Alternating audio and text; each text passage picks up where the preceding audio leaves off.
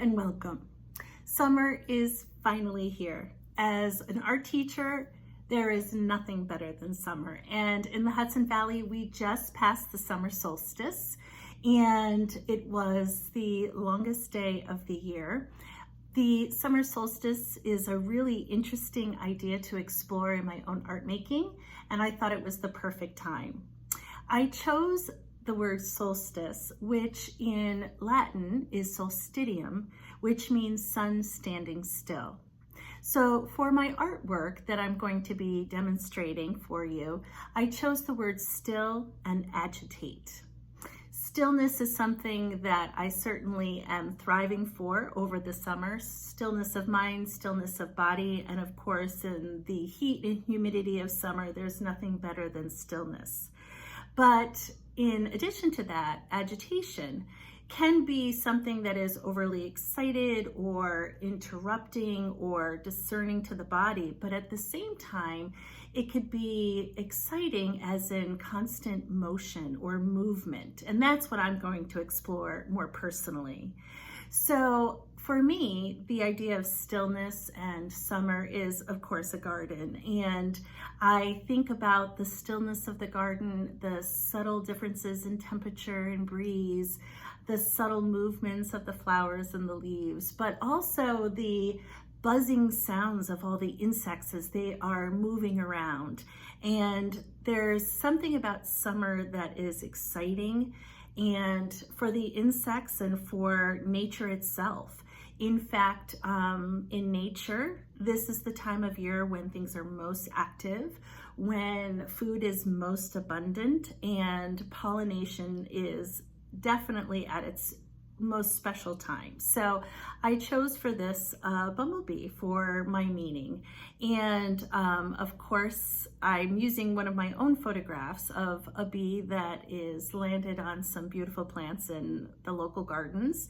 And I'm going to be using a variety of materials to capture that meaning for me of stillness and movement. I'm going to use some fluid materials like some golden fluid inks, which are permanent when dried, which is for me is really important.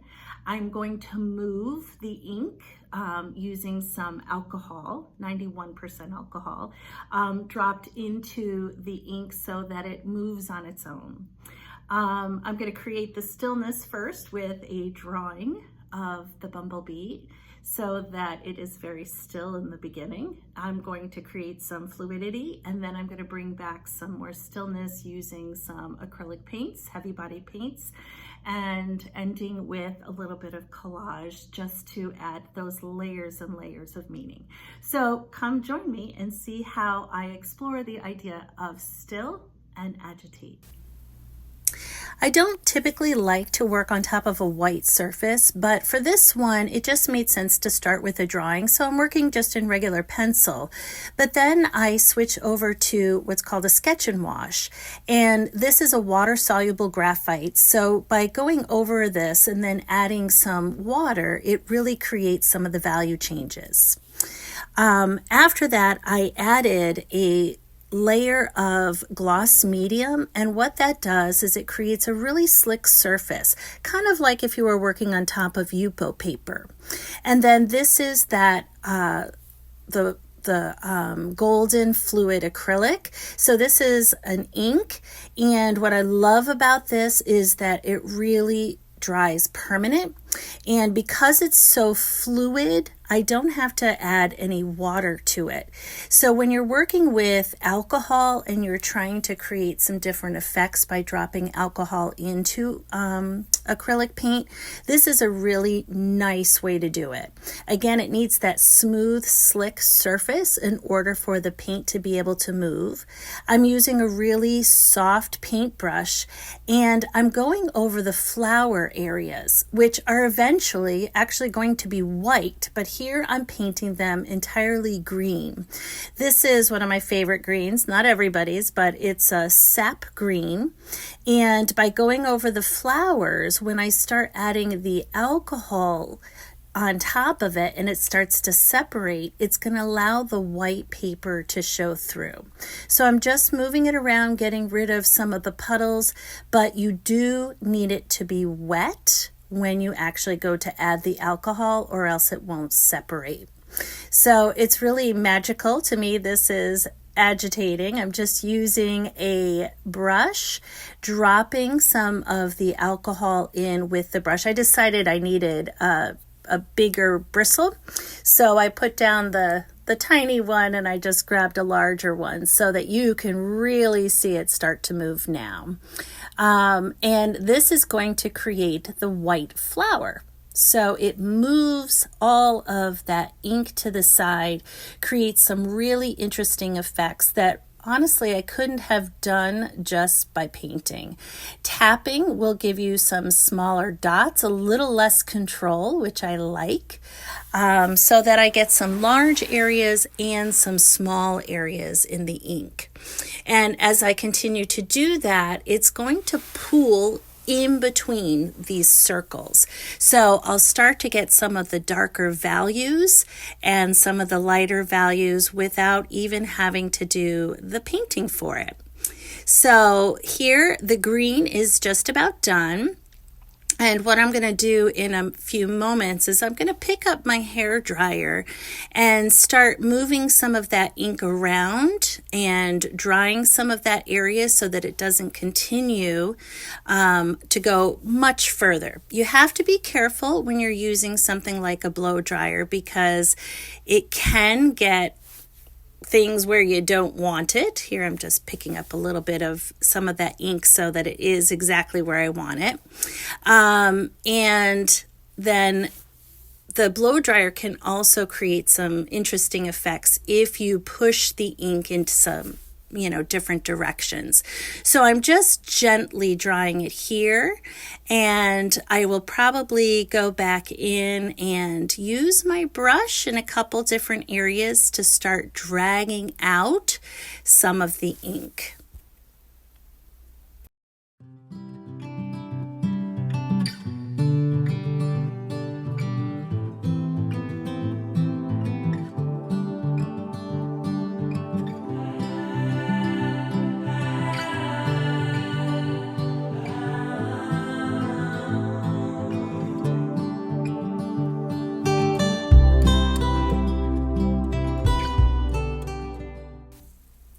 So now I'm ready to start bringing in some of the warm colors for the bumblebee and a little bit of the glow that I also want to go into the background.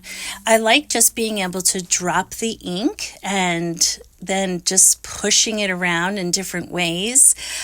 You can do that with tipping your paper. You could do that with the blow dryer, but I'm going to come in with a spray bottle of some water and just really splash this paint around. And you can start to see it's just mixed together in really interesting ways. I like how you get these little dots of color that kind of spray away from the bumblebee as well. And then I'll start using my blow dryer to come in and again move that ink. It creates some really interesting lines. I can also use my paintbrush to force the paint where I want it to go as I blow dry it. I like how the ink as it dries gives you some kind of dark areas where it's pooled and some lighter areas where it's thinned out a little bit as well. And then I'm going to start bringing in some cooler colors into the background area. This color is a little bit more opaque, and you'll see that it has a lot more coverage once I start adding some of the water and it starts to spread out. You're not going to see as much drawing through this, so that's why I'm really using it in my background areas, because I still want to be able to see that bumblebee through the ink that I've already laid down. So that's really important to me. And again, I can use that blow dryer to create some interesting effects and some more water to create some splashes and spray. Got a little bit more here than I wanted to originally, so I was using my paintbrush to kind of spread that out a bit too. And again, still using that blow dryer as a tool. And if I need to pick up some areas, just using a little bit of a dabbing tool will work as well. And then here I'm bringing in some purples and some warm colors into the foreground.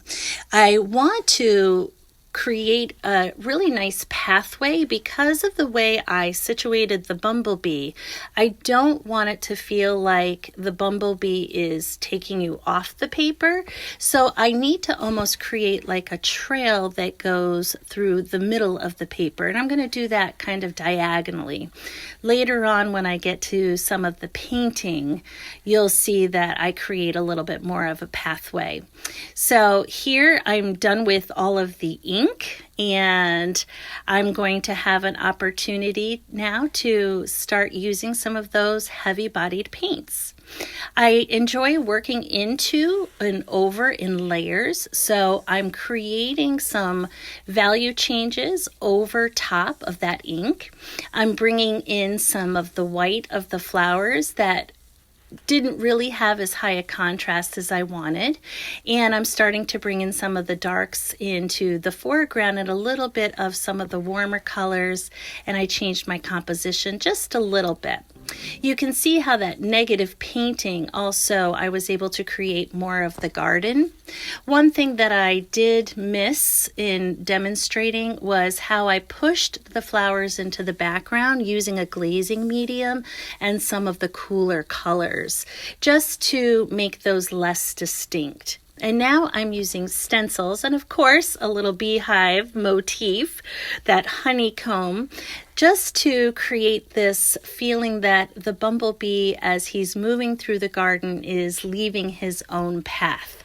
And I'm using a little bit of some smaller shapes. I'm adding in some lighter color up here into the top left-hand corner, just to push that back a little bit and bring some of the warmth forward. Again, I'm using a little bit of some of the warmth and color, and I'm creating some splatter, almost like the pollen. Again, that pollen is the pathway for the bumblebee. Next up, I work with collage, and this again adds to the layers of the artwork. I hand make all of my own papers. This is a wet strength tissue paper that I've printed some patterns on. And this gives me a chance to kind of think about what I need to create more intensity, more subtleness, or change color a little bit in my artwork. And it gives me a chance to audition the color without applying it with paint.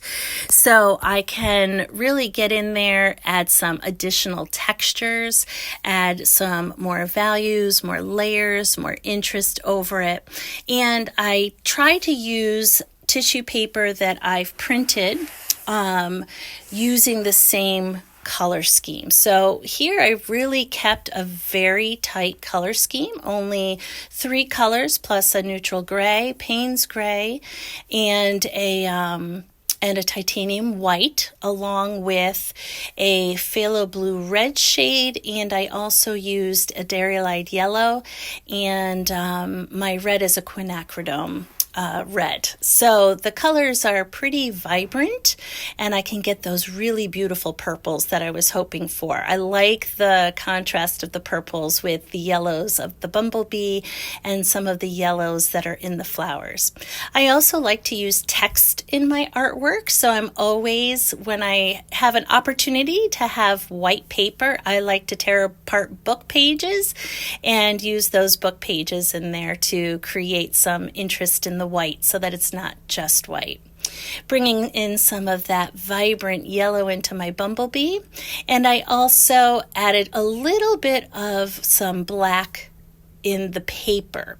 But this is a wet strength tissue paper, so in between the lines of the black paint that I created, you're still seeing some of that Payne's gray showing through, which is almost a black. So, which is really nice. And it just kind of gives it that little bit of extra depth, some little bit of extra texture to it.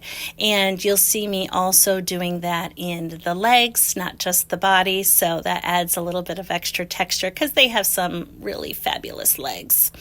When I do get up into the wing area, I start using a white wet strength tissue paper that I printed, and it has a lot of areas where the color underneath can show through.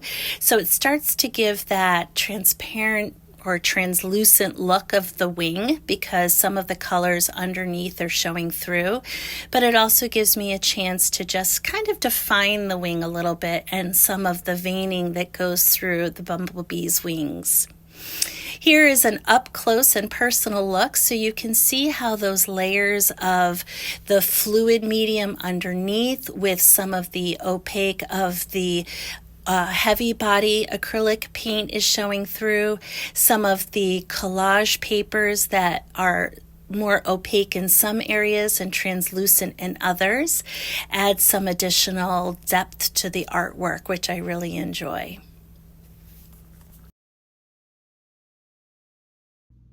Consider what the solstice means for you. What are you seeking or hoping to discover in the natural world around you? What can you notice?